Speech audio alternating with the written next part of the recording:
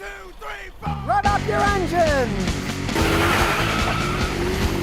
Well, Renault, if you don't know, stated that the first quarter of this year, they've lost $4 billion because of Nissan's losses. Now, last year, 2019, was the first year that Renault had losses in a whole decade, so that doesn't really help. It kind of fans the fires there. To me, it's kind of amazing a company like Renault could go that long making money because they make such crappy cars. They pulled out of the United States decades ago. People wouldn't buy them.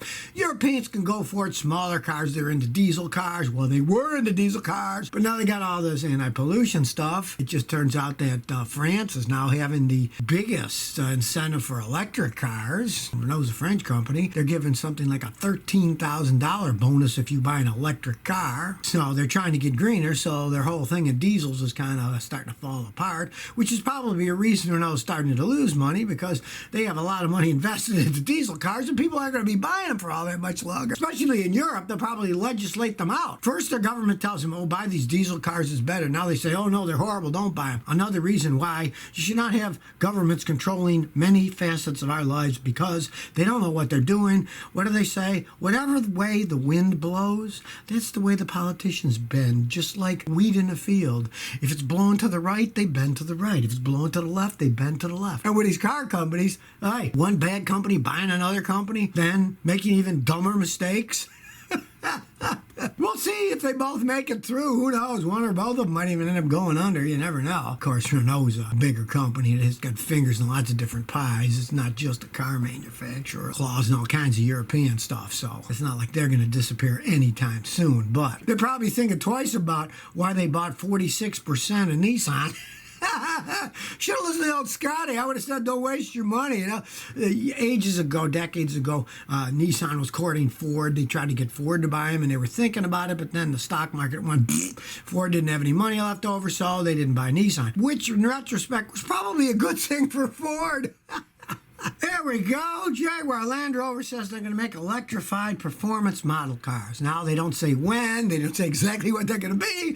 So I guess you might say they're a day late and $1 short, which doesn't surprise me with Jaguar Land Rover. Jaguar was cutting-edge technology for cars. Yeah, the 1930s and 40s and 50s. That was a long time ago, you know? But of course, it's only going to make sense that they would do that because they do have big factories and partial ownership in China now, and the Chinese will be ramping that stuff up like even today. In Europe, and I guess pretty soon, if not already in the United States, you can buy Jaguar SUVs. Guess where they're made? They're made in China. And so they're trying to keep the Jaguar name to sell you the Chinese SUVs branded as Jaguars. Now, I don't know how the sales are going to work because I did a little research, and these are relatively similar to these other SUVs that companies make in China, and those ones were like less than $30,000, and the Jaguar versions were $50,000, $60,000, and they're both made in China. And if people find out, hey, you know, do I want to really buy this Gucci bag? I can get this Chinese one that looks exactly the same, and it's both made out of real leather and sewn in, you know? You got an electric car if it works. Do you really care where the stupid thing was made? The technology behind electric cars, you know, they're batteries and electric motors. You can make them as fancy as you want, but basically it's a pretty simple design. Here again, we got a company that's taken the name Jaguar Land Rover. You know, it's one company now. They merged the two. They took the two clunkers and merged them together, right? They'll be extravagantly priced. If they're talking about a performance electric car, it's going to be like the Model S, you know, $100,000 more for an electric car. I'm sure there's always people that want to have a Jaguar, you know, rich people that want snob appeal and stuff. But for the rest of us, who even cares what those guys make? John99 says, what are your thoughts about Toyota coming out with all-wheel drive cars like Camry and Corolla? They see a market and they want to fill it. I have had customers, long-away customers, that I give free advice. I don't fix their cars because they're in Wisconsin, Alaska, different places. And they say, Scotty, we would love to buy a Toyota, but we have to get all-wheel drive because of the snow. right? So I say, well, years ago I'd say, well, I'm not a fan of Subaru, but they do make a very good all-wheel drive system. And if you take care of it and don't drive them like maniacs, they can last if you get a standard transmission, because their automatic transmission's kind of stinky. But of course, most people want automatic transmissions too. Now, Toyota's made all-wheel drive systems for quite some time. They just didn't think there was that much of a market. Now they see it is, so they're making them. My daughter-in-law has one in Boston. RAV4 four-wheel drive. They love it. It never gets stuck anywhere in Boston. It can snow quite a bit there, ice and stuff, and they work quite well. Customers of mine that I've had with Toyota all-wheel drives, I've never seen any of their systems break yet. Now, I don't see a billion of them, because in Houston, what do you need all-wheel drive for? But up north, the people don't seem to have any problems with them, and now Toyota decides, hey, maybe we better get in there. We're not selling some of our cars because people want all-wheel drive. But be like I always am. I would never personally buy a first-year model, because one, I'm cheap, and I never buy new cars anyway. 3, 4, 5 years, and then you see, no problems? Go ahead, buy one. And then if you find out that the one they're making today has the same transmission as the one they had 4 years ago, what do you care? It's a proven transmission. Now, Nick 20S says, new is not always better. More new F-150 transmission problems with the recalls on the 2020 F-150 and Rangers with their 10-speed rear-wheel drive automatic transmissions. Many issues over the years have surrounded it, including numerous recalls and class action lawsuits. New is not always better. If things are gradually done, gradually perfected. Toyota, they've got 10-speed automatics now, rear-wheel drive. Have they had any problems with them yet?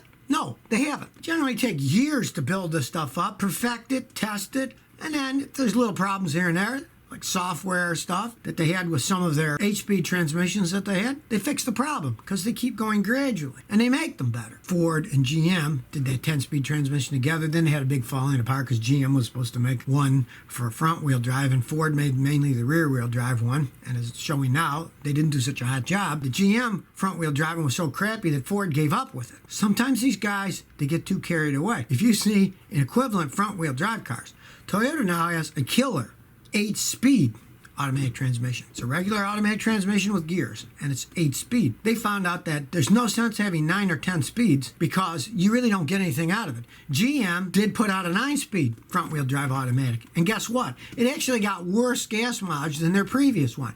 So sometimes you add too many gears, it doesn't help. Toyota obviously analyzed the thing and said 8 speeds, hey, that's good because it gets the best gas mileage. We add another speed or two, the gas mileage might not even go up. It actually might go down.